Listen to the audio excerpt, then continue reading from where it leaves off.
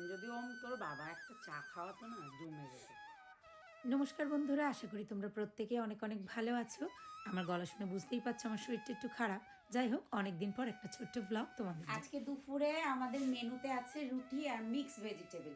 এত ঠান্ডা লেগে গেছে আমার যে একদম ভাত খেতে ইচ্ছা করছে না, তাই আজকে খাবো আমরা রুটি আর তার সঙ্গে সবজি আর বেগুন ভাজা। রুটিটা ফুলেছে, রুটিটা দেখ প্রিয়ম কেমন ফুলেছে। ওয়াও,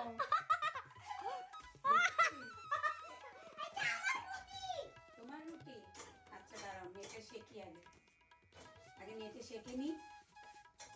সো নর্মালি আমরা রুটি খাই রাত্রিবেলার দিকে, আর রুটি খেতে আমার কর্তা মশাই আর প্রিয়ম তো খুবই পছন্দ করে। হ্যাঁ, কিন্তু আজকে আমরা দিনের বেলা রুটি খাবো আর তরকারি দিয়ে বেগুন ভাজা দিয়ে। আমারই হঠাৎ করে আর ভাত খেতে ইচ্ছা হচ্ছে না, মনে হলো কি যে রুটিই খাই। ইয়েস, দেবো তোকে এবার ক্যাচ ধরবি, দেখ খেলতে ফুলছে। ক্যাচ।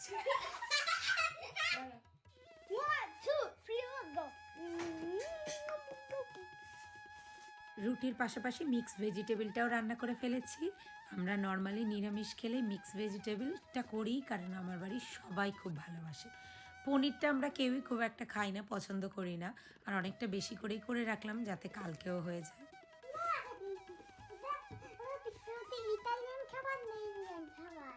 রুটি? তোমার রুটি পছন্দ? রুটি তো ইন্ডিয়ান খাবার। না না, এই যে আমি তোমার প্লেট রেডি করে দিয়েছি বাবা, তোমার প্লেট রেডি করে দিয়েছি, ওগুলো খাও, ওগুলো তো ভালো।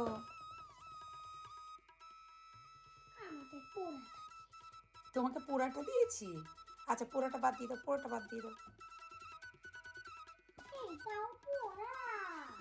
পোড়া মা তো পারেই না রুটি বানাতে, তাহলে কি হবে?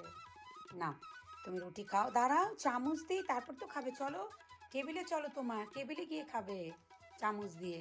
রুটি দেখলে তুমি এত খুশি হয়ে যাও।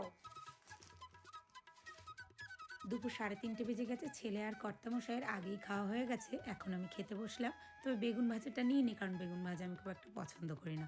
পাটাও বেশ যন্ত্রণা করছিল, তাই কাজের মাসিদের মতন পায়ের উপর পা তুলে খেতে বসেছি। কি ব্যাপার, তুমি রান্নাঘরের চেয়ার টেবিল ছেড়ে সোফায় বসে খাচ্ছ কেন?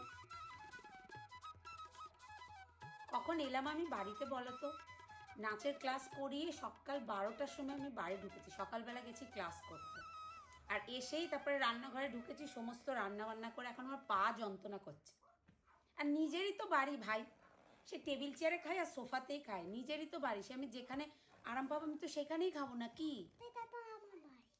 এটা ওর বাড়ি আবার বলে, দেখো এটা আমার বাড়ি না।